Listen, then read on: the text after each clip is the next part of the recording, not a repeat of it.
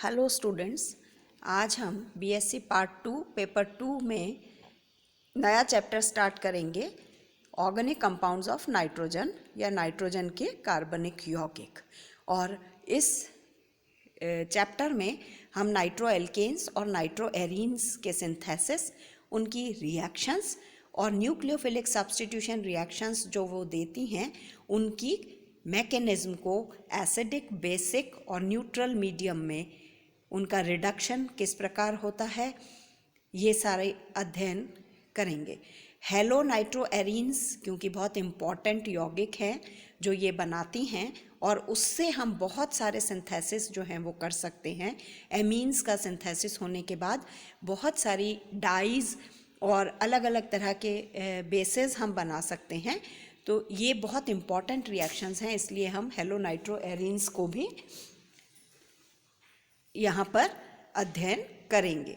उसमें हमें इसकी रिएक्टिविटी, उसका स्ट्रक्चर, नॉमेनक्लेचर, उसकी रिएक्शंस, उनका सेपरेशन और नेम रिएक्शंस जैसे Gabriel phthalimide reactions, Hofmann bromamide reaction, इस तरह की जो रिएक्शंस हैं उनको और उनकी अभिक्रियाएं, नाइट्रस एसिड्स और एरिल डाइएजोनियम जो सॉल्ट्स हैं उनका सिंथेसिस, और फिर उनकी कपलिंग रिएक्शंस, ये सभी हम इस चैप्टर के अंदर अध्ययन करेंगे। सबसे पहले हम स्टार्ट करेंगे नाइट्रो कंपाउंड्स। नाइट्रो कंपाउंड्स हम देख सकते हैं, इसका नॉमेनक्लेचर सिंपल है। नाइट्रोमीथेन, नाइट्रोइथेन, नाइट्रोबेंजीन, जिस भी तरह का सब्स्टिट्यूशन उसके जहाँ पर भी वो सब्स्टिट्यूटेड है नाइट्रो ग्रुप, उसके साथ जो रेडिकल है उसके नाम पर हम उसका नॉमेनक्लेचर देंगे। सिंपल नॉमेनक्लेचर हमने पढ़ा हुआ है। सिंथेसिस जो पार्ट है इसका, ये भी हम करके आए हैं पहले की क्लासेस में, 12th में हमने पढ़ा है।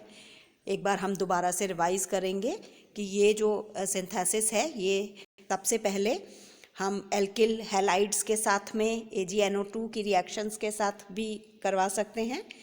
हम C2H5 Br यानी एथाइल ब्रोमाइड की रिएक्शन अगर AgNO2 के साथ कराएंगे तो NO2 मोएट्यूज के साथ लगेगी तो हमें नाइट्रो इथेन मिलेगा और AgBr प्रेसिपिटेट आउट हो जाएगा। ये सिंपल रिएक्शन है, हम सभी जानते हैं।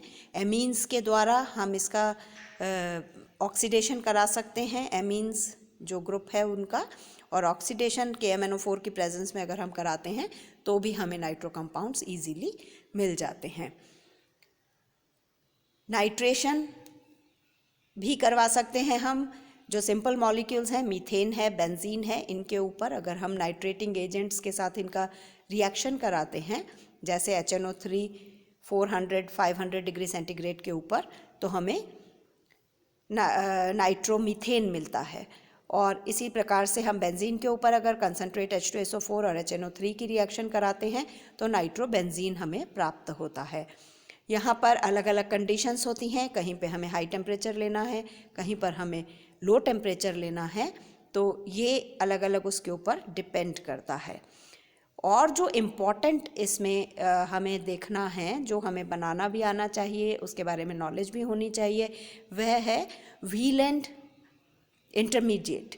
जब हम एरीनियम आयन यहाँ जो बनता है वह एरीनियम आयन एनर्जेटिकली ज़्यादा स्टेबल होता है क्योंकि वह एक स्टेबल इंटरमीडिएट देता है, और इस इंटरमीडिएट को जिसकी जो एनर्जी है वह कम होती है वह व्हीलेंट इंटरमीडिएट कहलाता है। और ये हमें ड्रॉ करना आना चाहिए, हमने किया भी है। नाइट्रोनियम आयन जब किसी भी एरीन के ऊपर अटैक करता है सब्स्टिट्यूशन के लिए, तो इलेक्ट्रोफिलिक सब्स्टिट्यूशन रिएक्शन के होने में यह आयन जो है ये बनता है, तो इसका बनना नाइट्रेशन की रिएक्शन के दौरान होता है, तो ये हमको यहाँ पर आना चाहिए। जो नाइट्रेटिंग रिएजेंट है वो अलग अलग तरह से हम अलग अलग तरह के होते हैं जो नाइट्रोनियम आयन प्रोड्यूस करते हैं। तो डिपेंड करता है कि हमारा जो रिएक्टेंट है वो क्या है, हमारा जो रिएजेंट है वो क्या है, हमने कौन सा रिएजेंट लिया है नाइट्रोनियम आयन को प्रोड्यूस करने के लिए। तो मैकेनिज्म बहुत इम्पॉर्टेंट है नाइट्रेशन के लिए, और वो किस पर हो रही है, यानी एल्केन्स पर हो रही है या एरीन्स पर हो रही है, यह इम्पॉर्टेंट है। तो नाइट्रोनियम आयन का बनना यह किस प्रकार से बनता है, HNO3 और H2SO4 दोनों का जब हम मिक्सचर लेते हैं तो हमें नाइट्रोनियम आयन यहाँ पर प्राप्त होता है, और जो कि एक बहुत इम्पॉर्टेंट आयन है NO2+। ये NO2+ जो है ये अटैकिंग स्पीशीज़ होती है इलेक्ट्रोफिलिक सब्स्टिट्यूशन रिएक्शन के दौरान। कंसनट्रेट HNO3 भी एक नाइट्रेटिंग मिक्सचर की तरह से काम में आता है और नाइट्रोनियम आयन हमें देता है। फ्यूमिंग नाइट्रिक एसिड भी नाइट्रोनियम आयन प्रोड्यूस करता है। Dilute nitric acid nitronium ion उससे भी हम प्राप्त कर सकते हैं। तो इस प्रकार से कई तरह के एसिटिल नाइट्रेट यह भी नाइट्रेशन के काम में आता है। तो नाइट्रोनियम आयन कौन कौन से रिएजेंट दे सकते हैं, ये अलग अलग प्रकार के रिएक्टेंट पर भी डिपेंड करता है कि हम रिएजेंट कौन सा लेंगे। नाइट्रेशन जो है इसको अफेक्ट कौन कौन से फैक्टर्स करते हैं, ये भी बहुत इम्पॉर्टेंट पार्ट है, क्योंकि टेम्परेचर हाई टेम्परेचर पर नाइट्रोनियम आयन किसके साथ निकलेगा और लो टेम्परेचर पर, तो टेम्परेचर को मेंटेन करना हमें बहुत ज़रूरी है। तो टेम्परेचर एक बहुत इम्पॉर्टेंट, कहीं पर 60 डिग्री पे निकल रहा है जहाँ पे हम कंसनट्रेट HNO3 और कंसनट्रेट HNO3 H2SO4 ले रहे हैं, तो temperature should be 60 degree centigrade. अगर हम यहाँ पर बेंजीन के ऊपर रिएक्शन करा रहे हैं, अगर हमारा सबस्ट्रेट चेंज हो रहा है यानी वो टॉलुइन हो जाता है, तो ये रिएक्शन जल्दी हो जाती है, फास्ट हो जाती है। तो लो टेम्परेचर 30 डिग्री सेंटीग्रेड पर, रूम टेम्परेचर पर भी हमें ये रिएक्शन मिलती है। हम यहाँ पर देख सकते हैं बेंजीन के साथ हमें टेम्परेचर को हाई करना है और टॉलुइन जो है वो लो टेम्परेचर पर ही अपना रिएक्शन दे देती है। तो temperature is very important factor for that. Nitration यानी nature of the nitrating agent, जैसा कि अभी हमने देखा था कि कहीं पर वो फ्यूमिंग नाइट्रिक एसिड से निकलता है, कहीं पर कंसनट्रेट HNO3 H2SO4 की ज़रूरत होती है। तो डिपेंड करता है कि हम कौन सा रिएक्शन ले रहे हैं।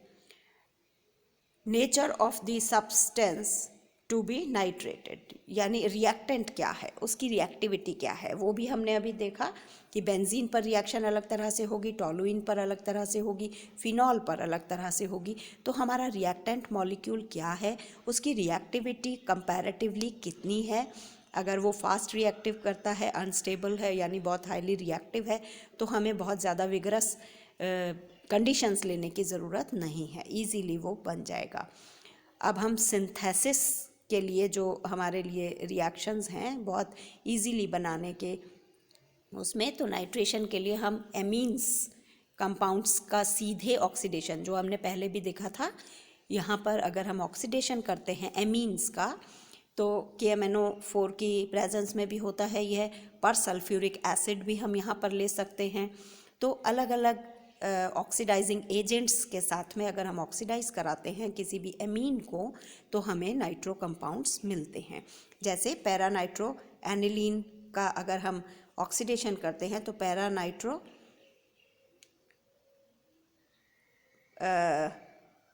पैरा डाइनाइट्रोबेंजीन हमें यहाँ पर प्राप्त होता है, क्योंकि एनिलीन जो ग्रुप लगा हुआ है पैरा पोजीशन पर वो ऑक्सीडाइज हो जाता है और हमें डाइनाइट्रो कंपाउंड यहाँ पर मिलता है।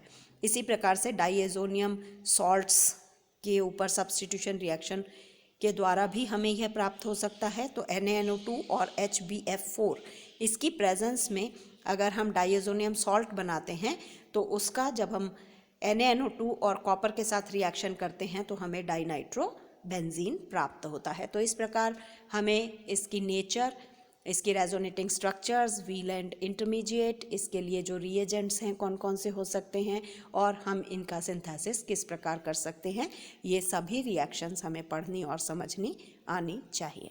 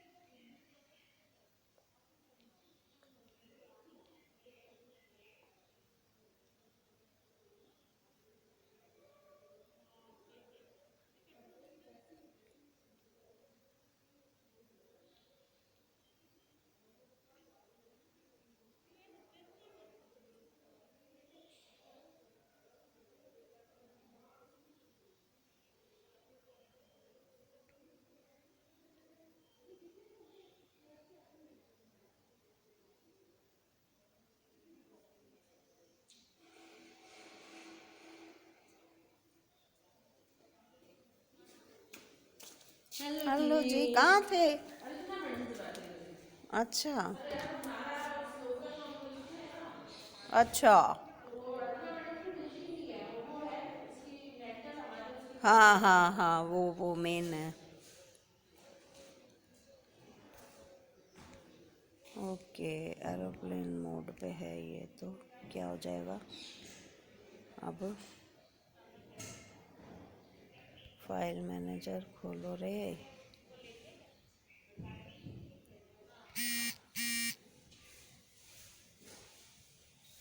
53 MB क्यों हो गया ये? कौन आई ना? उधर ही बैठी थी वो।